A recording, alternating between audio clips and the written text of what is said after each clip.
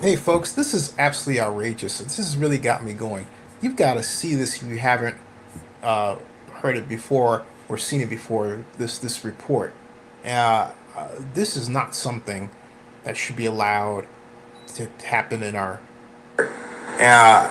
This is not something that should be allowed to happen in our city or area. This is Woodminster Hills, not far from Skyline, where I went to school. You probably went to school if you're watching this, but it doesn't matter even if you didn't. I don't care if you live in outer Mongolia. I don't care where you are. This must stop. Too often we're in these positions. We see these problems again and again and again. But here's what happened. This is as it's reported by NBC Bay Area. This is the sad news that I saw. You probably saw. Look. Oh, excuse me. Let me see if I can get the sound again. Sorry about that, folks. There. Try again.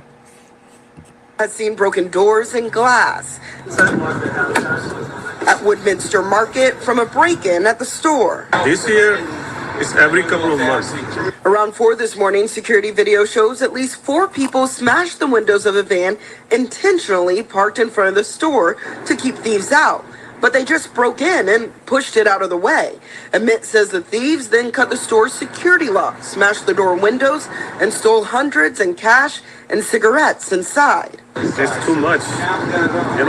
You back to your business, for insurance and everything. This marks the 7th time the store has been broken into just this year, and that's despite putting several safety measures in place. The owner of the store tells me they put these concrete barriers in just a couple months ago and a rolling security door to prevent break-ins, yet thieves still keep coming back. It's absolutely heartbreaking. I mean, this store is a center for our community here at Woodminster. I've lived here for 24 years. It's a family-owned business. It's another small business in Oakland that's being harmed by the lack of police resources. Longtime Oakland resident Marie is concerned proposed cuts to public safety will put the community at risk. That frustration comes as the city looks to balance a massive budget deficit by the end of the year. We need the funds to prioritize police. Police are not the enemy in the city. Fire are not an enemy. The store's already spent thousands in repairs and security measures. If the brazen break-ins don't stop, Amit fears the business will. Happen is again. The one day what you do that shut the down. In Oakland, Felina Jones, NBC Bay Area News. And I don't believe, folks, I have to say one thing. I don't believe at all that we're out of money. I think that there are reserves the city is protecting where we can actually unlock those reserves. Note they don't list them, but I remember I took Craig Koshin to task on this matter of the city not having money and everything else and got them to show the reserves. And the reserves were projects, money they had set aside for projects, right? That, well, they felt were committed to those for financial reasons so that project would go through. Okay, fine. Show us those and let us have the decision or make the decision collectively to keep those projects or not, given this emergency. I don't believe that the city is completely out of money. But on the top of that, we can use tax increment financing. How many times have you heard me talk about that? Emergency tax increment financing program. Start a convention center zone downtown to build a convention center at Howard Terminal, including downtown in the port, right? Pick up where we left off with Howard Terminal, but use part of those tax increment financing proceeds to finance the business improvement district up there where Woodminster is. And we have to reform the business improvement district in terms of boundaries so that it's properly shaped to do that, then let's do it. But we can really take action. 7 times, this Woodminster market has been attacked 7 times. I've been to that market. You've been to the market. That's ridiculous. In 1 year, think about that, folks. That means basically every other month. Okay? I mean, can you say outrageous? I can. When is this going to stop? When are we going to actually say, hey, look, city, you pay for this? That's why I'm saying this right now. Do you realize that businesses like his can't get insurance anymore. This poor man had to drive his van up to block his business. But guess what? Guess what was left out of the news report? There was nobody, there was no patrol. There was no security guard. There was nobody camped out. No group. No couple of people, armed that can call for backup if they need to. No gigantic police substation there as a deterrent. Nothing. Nothing. 7 times?